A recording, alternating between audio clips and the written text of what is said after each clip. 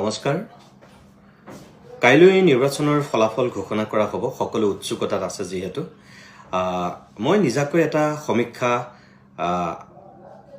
result ওলোৱাৰ আগমুহূৰ্তত আপোনালোকক দিব বিচাৰো মোৰ মতে এনডিএ চৰকাৰ আকৌ আহিব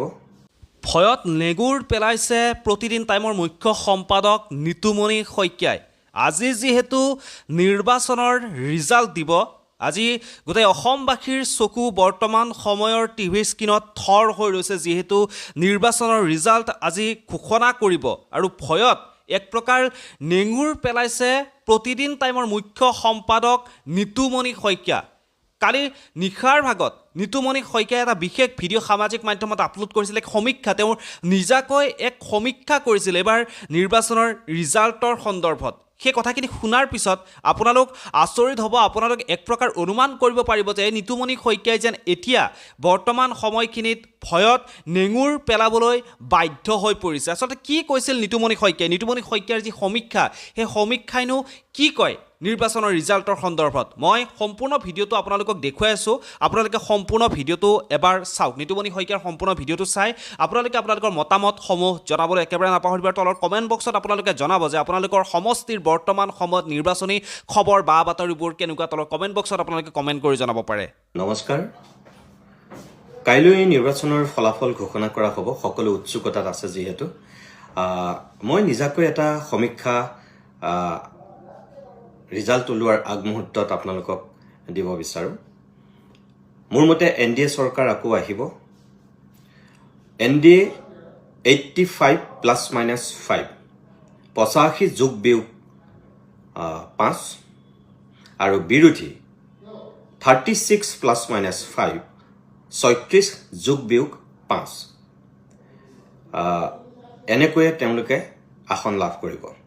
অতি বেছি এনডিএ যদি আসন লাভ কৰে তেনেহলে 89-90খন আসনলৈকে তেওঁলোক যাব হয়তো আৰু বিৰোধী শক্তিয়ে অতি বেছি যদি আসন পায় তেতিয়াহলে মই ভাবো অন্যান্যকে ধৰি এআইইউডিএফৰ পৰা আৰম্ভ কৰি সকলোকে ধৰি অতি বেছি তেওঁলোকে 40ৰ পৰা 41খন আসনলৈকে যাব পাৰে গতিকে 36 প্লাছ মাইনাছ 5 মই দিছোঁ আৰু অতি যদি কমেও তেওঁলোকৰ তেতিয়াহ'লে হয়তো 30ৰ পৰা 31খন আসনৰ ভিতৰত তেওঁলোক থাকিব আৰু একেদৰে এনডিএ অতি বেছি যদি কমে তেতিয়াহ'লে তেওঁলোক 80খনৰ ওচৰত থাকিব আৰু যদি সৰ্বাধিক সিফালে তেওঁলোক যায় তেতিয়াহ'লে 90খনৰ ওচৰত তেওঁলোক হয়তো উপনীত হ'বগৈ নিৰ্বাচনৰ দিনাখনো মই এই কথাখিনি কেইবাজনো ৰাজনীতিকক কৈছিলোঁ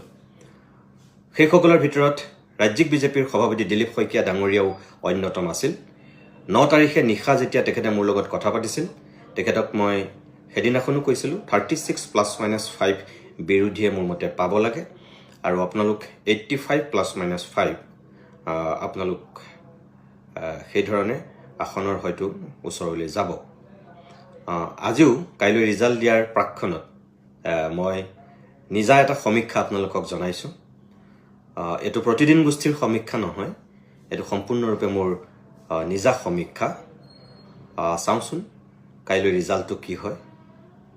আপোনালোক সকলোকে কাইলৈ দিনটোৰ কাৰণে উৎসুকতাৰে ৰৈ থকাৰ কাৰণে মোৰ এই চিন্তাখিনি ক'লোঁ বাকী কাইলৈ দেখা যাব